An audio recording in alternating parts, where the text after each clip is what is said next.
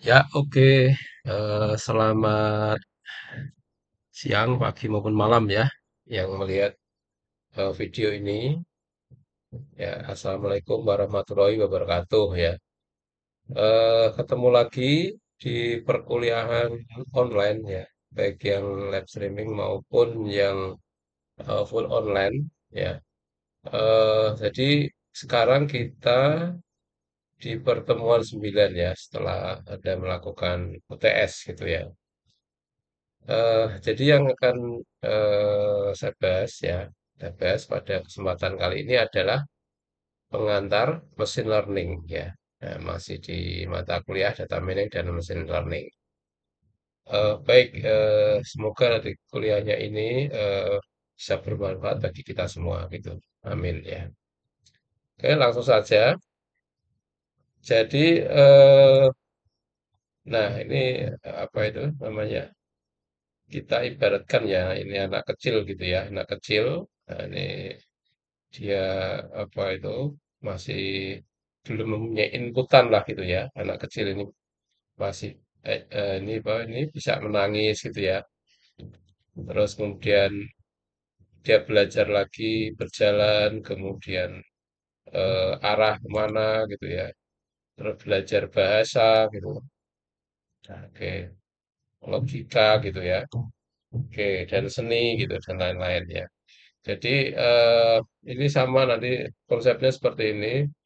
Jadi mesin learning ini ibarat ini belum sebuah program komputer, belum dikasih inputan ya, dan belum belajar tuh ya, belum belajar nanti bisa melakukan sesuatu gitu. Nah ini dinamakan berbagai macam kecerdasan ini adalah multiple intelligence ya gitu ya. Nah, ini jadi ya, kita itu manusia yang mempunyai multiple intelligence ya. Oke, oke. Kalau kita petakan gitu ya, oke, ilmu-ilmu ya kecerdasan kita nih divisualisasi ya, ini bisa melukis gitu kan, kita bisa melukis, menggambar gitu ya, terus ini natural ya, bisa kita apa itu bercocok tanam menjadi petani. Terus bisa apa di sini, matematika jadi programmer, jadi engineer gitu ya. Terus kemudian ini ilmu bumi dan macam-macam lah gitu ya. Ini kita bisa seni, bisa apa itu jurnalis, jadi guru gitu dan lain-lain. Ini dinamakan multiple, multiple intelligence ya. Oke, baik. Ini pengetahuan di dunia ini sudah dipetakan sebenarnya ya. Ini pemetaan ya, jaringan jaringan pengetahuan ya. Misalkan ini dipetakan ada mineralogi, akustik, manufacturing gitu ya. Ini ilmu-ilmu yang ada di dunia ini dipetakan ya, di mapping gitu ya. Ini ada geografi, tourism dan lain-lain. Nah, oke, banyak sekali ya ilmu yang ada yang sudah dikuasai manusia lah gitu ya. Oke, selanjutnya ini ada brand riset juga ya di sini. Oke, ada brand riset, ada neurologis ya dan lain-lain.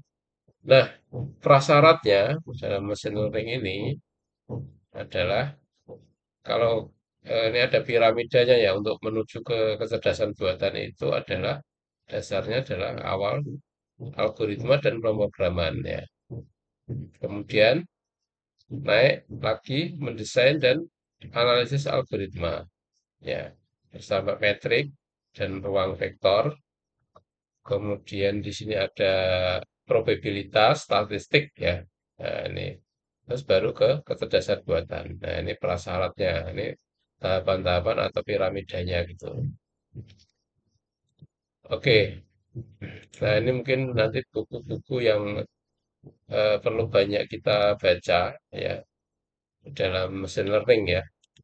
Oke, ada data mining, ada machine learning gitu ya. Terus ya ini data mining terutama ya ini awalnya dari data gitu.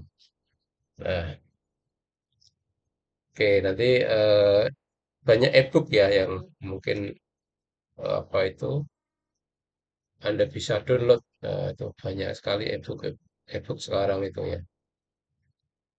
Oke, saya lanjutkan. Nah, terus mesin learning ya. Eh, apa itu ya? Mesin learning gitu ya. Jadi mesin ya, mesinnya adalah komputer atau program komputer ya. Jadi mesinnya, learningnya adalah improving performa ya. Eh, diberikan tugas ya berdasarkan dari pengalaman atau sampel data. Jadi komputer ini diberikan tugas atau apa ya tugas gitulah ya. Dan misalkan memprediksi gitu ya. Komputer diberikan tugas untuk memprediksi. Tapi memprediksinya itu berdasarkan dari experience-nya atau pengalaman dari input ya, input atau contoh gitu ya, atau contoh-contoh. Nah, itu machine learning. Nah, jadi programmer menuliskan apa itu langkah-langkah yang harus apa itu langkah-langkah yang harus dikerjakan oleh program untuk menyelesaikan masalah ya. Jadi programmer memberikan ya, jadi seorang programmer membuat program komputer yang bisa belajar gitu ya, dari kasus-kasus atau dari inputan. Seperti ketika kita masih kecil ya, kita belajar bahasa gitu kan, mengucapkan ayah atau apa atau mama atau ibu gitu ya, ini belajar ya. Nah, dari kita belajar itu kalau yang Anda punya adik kan ini nggak langsung bisa bicara seperti kita kan. Nah, itu kan perlu waktu ya. Jadi dia menghafalkan satu persatu kosakatanya ya. Lama-lama dia akan pinter gitu ya. Oke. Jadi masih banyak kasus komputer atau program komputer yang apa ini bisa lebih baik ya. Bahkan ini program komputer itu bisa lebih baik dari yang membuat programnya gitu ya. Contoh ada sekarang ChatGPT gitu ya, sudah bisa membuat program komputer sendiri ya, tidak manusia lagi yang membuat, tapi misalkan kita berikan perintah buatkan program input database dengan PHP gitu ya, misalkan itu. Nah, ini dia apa itu membuatkan program untuk kita. Nah, itu. Ya, oke gitu ya. Bahkan ini nantinya yang membuat itu apa bisa-bisa lebih cerdas gitu ya. Ya, programnya itu lebih cerdas dari yang si pembuatnya gitu. Oke, selanjutnya ini paradigma ya, paradigma dari traditional programming ya. Yang tradisional di sini ada programmer membuat program. Nah, ini ada input nanti apa itu mengeluarkan output ya. Sedangkan mesin learning kan beda. Ya, jadi mesin learning adalah ini studi memberikan komputer apa ini program-program yang eksplisit gitu ya untuk menyelesaikan sesuatu. Nah, jadi di sini kan kita input ya, kita input dan outputnya itu bisa dipelajari oleh komputer gitu ya, ini mesin learning ya. Dan nanti menyelesaikan bisa membuat program juga ya. Nah, ini contoh ya. Input, nih komputer juga belajar dari input, outputnya dijadikan apa ini sebagai pembelajaran, kemudian bisa membuat program gitu ya. Oke, nah ini paradigma yang lama dengan yang machine learning gitu ya. Contoh ya ChatGPT gitu kan, dia kan inputannya kan data seluruh dunia ya, data internet ya itu ya. Bertanya apa saja pun bisa karena datanya itu kan tidak hanya satu atau dua gitu ya, sudah terekam ya. Nah, oke. Nah, jadi mesin learning ini ya, jadi suatu program komputer dikatakan belajar dari pengalaman ya. Jadi belajar dari pengalaman yang berhubungan dengan berapa tugas dan ukuran performa ya. Ya, ya. P jika performanya pada tugas-tugas T. Bagaimana diukur menggunakan P ya, meningkat dengan pengalaman gitu ya. Ini menurut Michelle 97 ya. Oke. Oke, selanjutnya.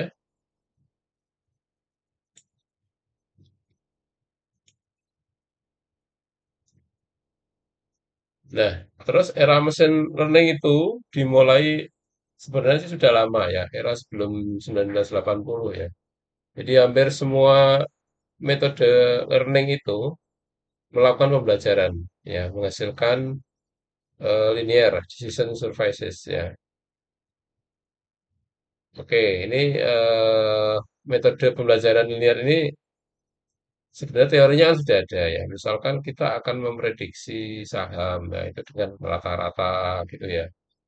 Kita akan memprediksi penjualan ya.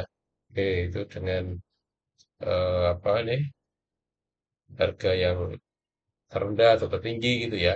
Nah, oke, ini yang memiliki pijakan teori yang kuat itu teori-teori yang sudah ada gitu. Nah, terus kemudian dimasukkan ke dalam apa pemrograman gitu ya. Itu di era sebelum 80. Terus di 80-an, 8 bulan ini sudah mulai ya eranya ini ada keputusan ya, decision tree ya, keputusan gitu ya. Dan neural network ya, kecerdasan buatan ya, artificial neural network menjadi pelopor gitu ya, pembelajaran non-linear gitu ya. Nah, tapi pada saat itu pijakan teori masih lemah. Nah, oke. Jadi masih metode itu masih terjebak dalam ini optimum lokal gitu. Oke, jadi memang harus ada teorinya ya, teori yang digunakan untuk menjalankan atau membuat programmingnya gitu. Nah, era sampai sekarang telah dikembangkan metode-metode linear learning non-linear ya, yang efisien ya, yang sudah basisnya adalah computational learning theory. Jadi metode-metode pembelajaran non-linear ini memiliki pijakan teori yang sudah mapan ya. Oke, di era 90-an itu ini sudah sampai sekarang sudah apa ini teorinya sudah mapan lah gitu ya, sudah dipakai banyak orang dan dibuktikan ya. Kalau digunakan manual ya, dia baru dimasukkan ke dalam ini program komputer gitu ya. Kemudian diklasifikasikan ya, klasifikasi metode machine learning itu berdasarkan dari dampak yang diharapkan, apakah nanti discrete atau continue, terus kemudian offline atau online, terus mudah atau sulit diinterpretasikan, dan induktif atau deduktif gitu. Oke, selanjutnya. Nah, berdasarkan dampaknya ya, dampak yang diharapkan. Ini ada surface surface learning gitu ya. Jadi membangkitkan fungsi yang memetakan input ke output. Sedangkan unsupervised learning tidak disupervisi gitu ya, memodelkan input secara otomatis tanpa panduan. Ya. Terus semi supervised learning ini mix ya, kombinasi antara supervised dan unsupervised. Sedangkan kalau reinforcement learning itu mempelajari suatu kebijakan, ya, bagaimana melakukan aksi berdasarkan hasil pengamatan terhadap lingkungan. Yaitu dasar dampaknya ya. Terus transduction ini berlatih memprediksi output baru berdasarkan dari training input atau training output dan tag input ya gitu ya, yang tersedia selama pelatihan ya gitu ya. Kalau learning to learn ya, mempelajari ya. Jadi mempelajari bisa induktifnya sendiri berdasarkan pengalaman, yaitu learning by doing gitu ya. Jadi dari pengalaman kita melakukan. Tapi di sini learning belajar dari belajar gitu ya, berdasarkan dari pengalaman. Oke, discrete atau continue sekarang ya. Jadi algoritma pembelajaran diskret. Nah, ini menerima input diskret dan menghasilkan model yang mengeluarkan output diskret juga. Misal pohon keputusan, decision tree learning gitu ya. Terus di algoritma pembelajaran kontinu, ini menerima input dulu yang kontinu dan menghasilkan model ya untuk mengeluarkan output diskret maupun kontinu. Misalkan pada ANN ya, Artificial Neural Network ya, nah, atau kecerdasan buatan gitu ya. Terus juga di support vector mesin ya, SVM. Nah itu diskret atau kontinu gitu ya. Kemudian mau offline atau online. Jadi offline learning atau batch learning itu semua kan ini ya menggunakan sebagian atau semua data yang tersedia untuk proses pembelajarannya yang sering disebut pembangunan model. Nah, tapi begitu modelnya telah terbangun, ya Anda dapat melakukan prediksi data-data di masa depan, gitu ya. Nah, ini modelnya biasanya memberikan performansi yang bagus untuk data-data awal ya. Data awalnya ini harus bagus performa ya. Terus dan informasinya terus menurun seiring waktu untuk data-data yang akan datang. Nah, oke, jadi hanya di data awal aja nih bagus nih kalau performanya bagus. Sedangkan online, nah ini kan hanya kalau online kan ini sumber datanya banyak ya. Dia memperbarui model secara kontinu menggunakan sebuah data sampel. Terus Anda tidak melakukan pembelajaran ulang atau retraining. Nah, ini kalau online learning ya. Model seperti pada offline learning ya. Tetapi Anda memperbarui model berdasarkan observasi baru yang terus-menerus ada. Jadi dapat disimpulkan bahwa kalau offline learning ini ya, sekali ada datanya terus digunakan pijakan. Tetapi kalau online learning ini datanya ada terus gitu ya, atau tersuplai terus. Ya karena sebenarnya juga online gitu ya. Terus mudah atau sulit diinterpretasikan. Jadi mudah diinterpretasikan artinya mudah dimengerti oleh pengguna. Ya, misal ini untuk decision tree ya, pohon keputusan. Nah, menghasilkan aturan-aturan rule ya, yang sangat jelas ya dan mudah dimengerti atau diinterpretasikan oleh pengguna. Terus yang sulit diinterpretasikan yaitu hasil pembelajaran sulit dimengerti pengguna. Misalkan ANN ya, Artificial Neural Network, menghasilkan bobot yang sinaptik itu merepresentasikan kurva keputusan ya yang sulit dipahami pengguna. Atau pula yang ini punya SVM ya, support vector mesin, hanya menghasilkan support vektor untuk merepresentasikan batas-batas keputusan ya. Dan itu sulit diinterpretasikan oleh pengguna gitu. Nah itu mudah atau sulitnya gitu ya. Oke, selanjutnya. Nah ini ada apakah induktif atau deduktif? Induktif ini adalah penalaran yang menghasilkan suatu kesimpulan berdasarkan dari observasi ganda atau multiple observation ya. Sedangkan kalau deduktif ya itu penalaran yang menghasilkan kesimpulan secara logis dari premis-premis tertentu. Nah, oke, misalkan dari premis A dan B ya, maka menghasilkan apa gitu ya. Misalkan ya jika hari ini mendung, oh, ya, maka hari ini hujan gitu ya. Nah, itu kan suatu premis-premis ya, yang apa ini, yang bisa dilakukan untuk penalaran gitu ya. Oke,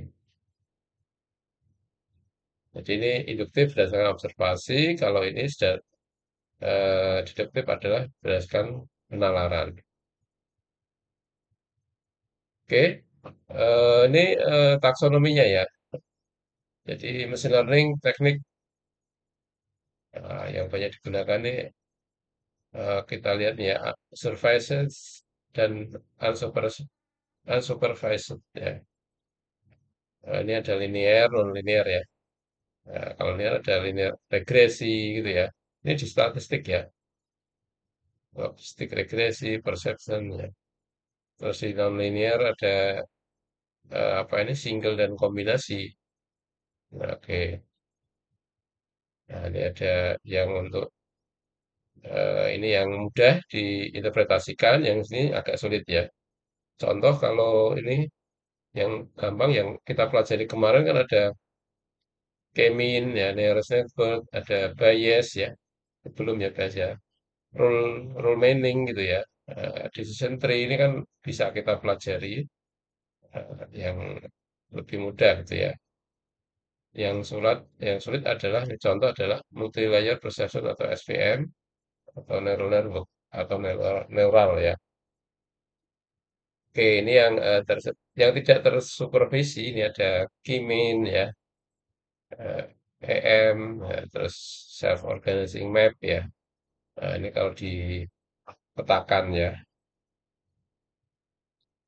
Oke, selanjutnya, ini jadi deduktif. Ini adalah contoh expanded based generalization EBG ya, prolog dan EGGS algoritma. Sedangkan kombinasi ini ada knowledge base artificial neural network KBANN ya.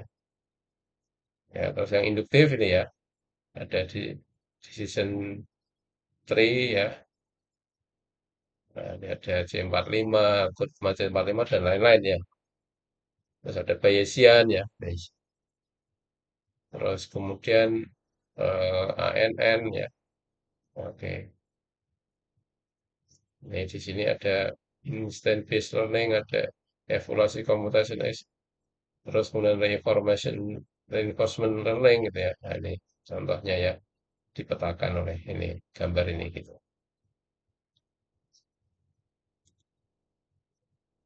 Oke, selanjutnya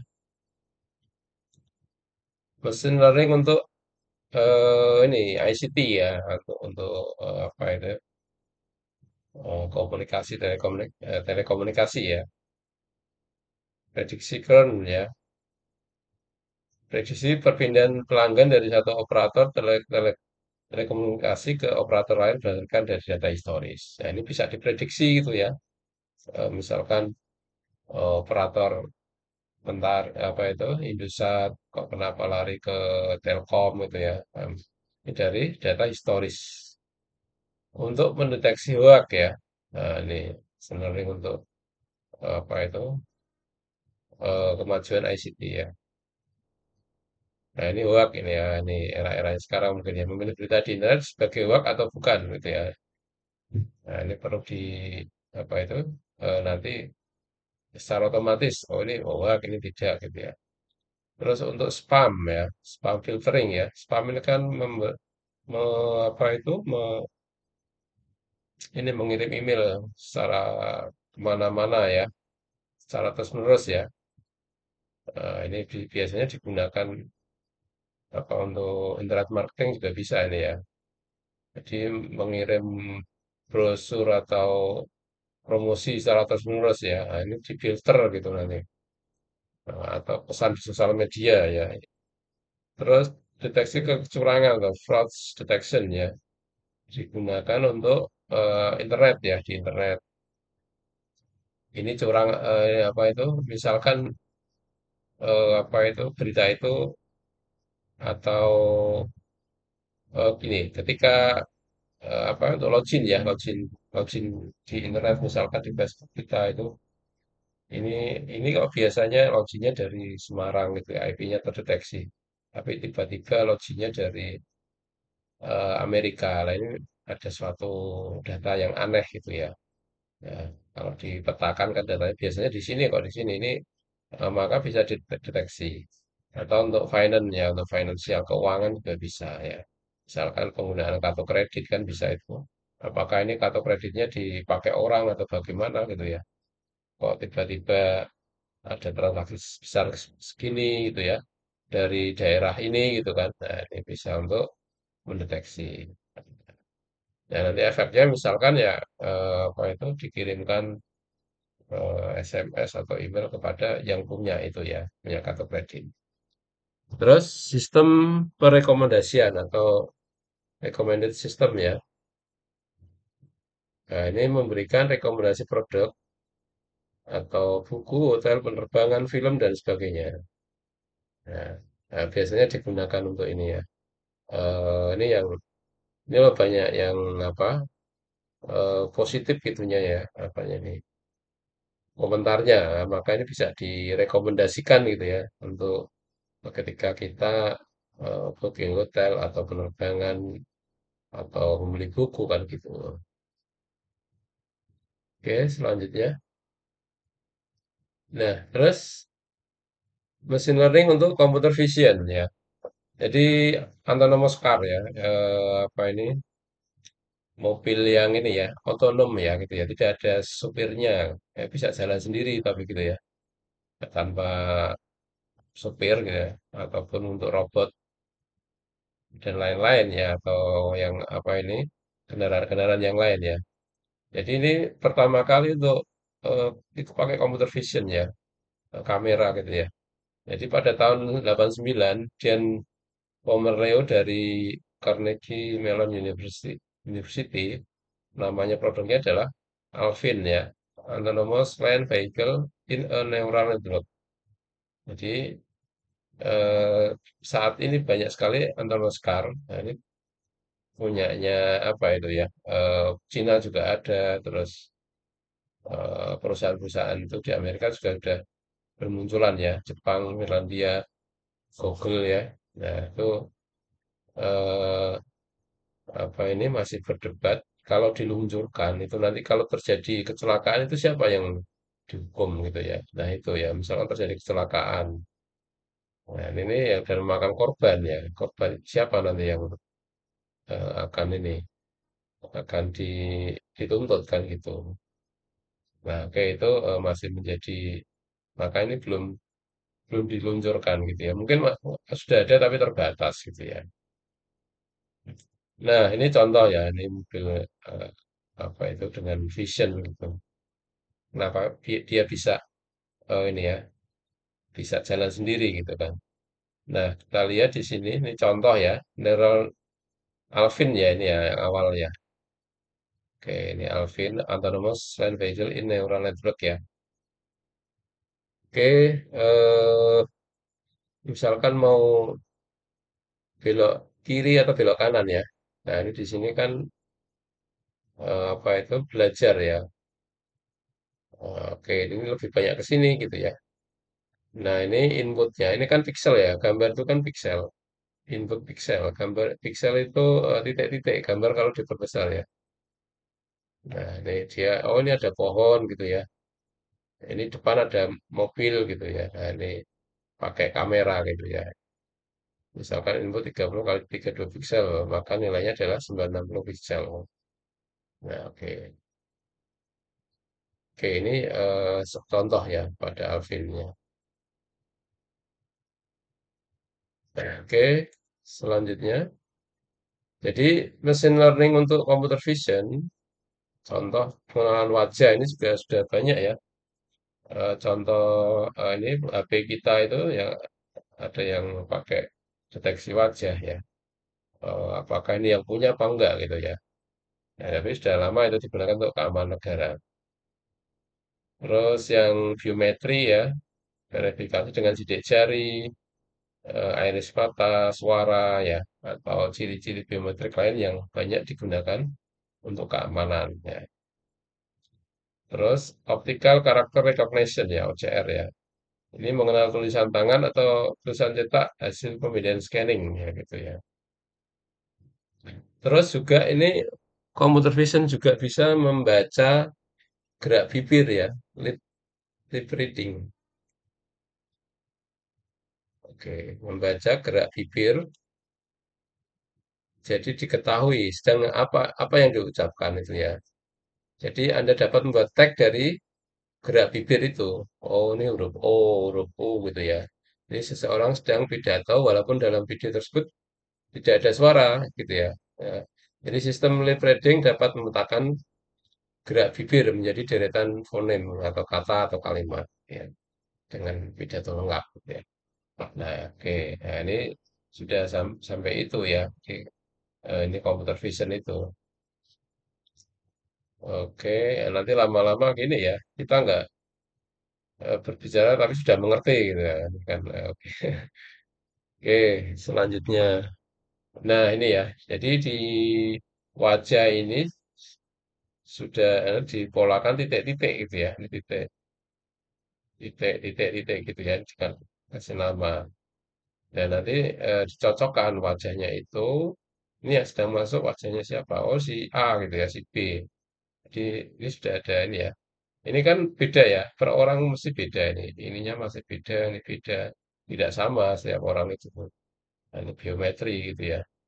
Di sini ya. Oke. Jadi ini kamera merekam itu ya, merekam ini untuk wajahnya terus dicocokkan.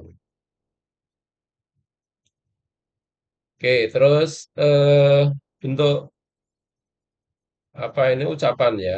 Kalau kita ini O itu ya, huruf O ini kan ini mulut kita biasanya ini ya, bulat gitu ya. Terus A ya juga beda. Oke, nah ini untuk mengidentifikasi gitu ya. Nah, ini walaupun kita tidak mendengar suara, tetapi komputer vision itu membaca bibir ya, gerak bibir gitu ya. Nah ini ya. Kalau P, B, M ya ini seperti ini gitu ya. Oke, nah ini contoh ya, apa itu gerak bibir ya, yang bisa dipetakan gitu ya. Terus machine learning untuk natural language ya, NLP ya. Automatic summarization ya, pemeringkatan teks secara otomatis. Ya, oke, yang sering digunakan itu teks apa gitu ya. Terus correct language reading aid ya, alat bantu ya untuk membaca teks bahasa asing. Oke. Terus correct language writing aid, alat bantu menulis teks bahasa asing. Nah, ini kita bicara bisa langsung apa itu diterjemahkan ke dalam bahasa asing. Terus informasi instruction ini mengekstrak informasi dari suatu teks gitu ya. Ini untuk bahasa ya. Ini lama-lama ini kita bisa apa ya? Mengerti ya, mengerti bahasa hewan itu ya. Nah, dengan adanya apa ini mesin learning ini ya.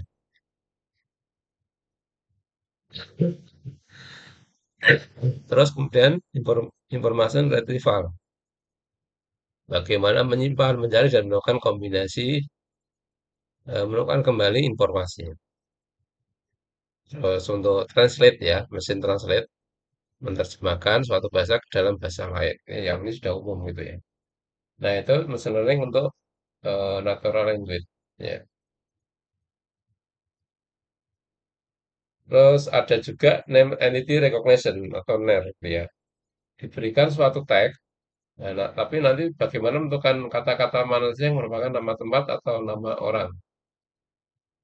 Ini untuk typo ya, sehingga penulisan kata-kata tersebut dapat dikoreksi. Nah, misalkan nah ini ya, ini apakah nanti pakai huruf besar apa tidak gitu ya. Jadi ketika kita tekan Semarang gitu ya. Oh ini deteksi oh, ini anu, kota ini ya, berarti harus huruf besar gitu ya. Ya oke. Terus tag proofing ya, proofing pengecekan suatu tag ya sehingga diketahui kesalahan ketik ya, kesalahan tata bahasa dan sebagainya ya. Nah, ini pada www.grammarly.com ya. Atau text to speech ya. Kita apa ini? Ya seperti di Google itu ya, ada apa suara itu terus diterjemahkan ditulis gitu ya, secara otomatis tampil gitu ya. Jadi mengubah teks menjadi suara. Jadi sehingga komputer bisa membacakan pesan WA gitu ya. Nah, ini semakin malas gitu ya. Nah, nanti kita dapat WA gitu ya. Ah, males moco, itu dibacakan ya. Tinggal dengar gitu ya. Atau memanggil nama antrian ya. Nah, ini banyak itu aplikasi yang apa itu dibangun dari text to speech ini. Terus selanjutnya ya, automation speech recognition, ASR ya, mengenali ucapan manusia ya. Sehingga ini komputer bisa menuliskan teks yang didektekan manusia kepadanya ya. Atau ini ASR ini bisa mengenali call center, reservasi tiket melalui telepon dan sebagainya.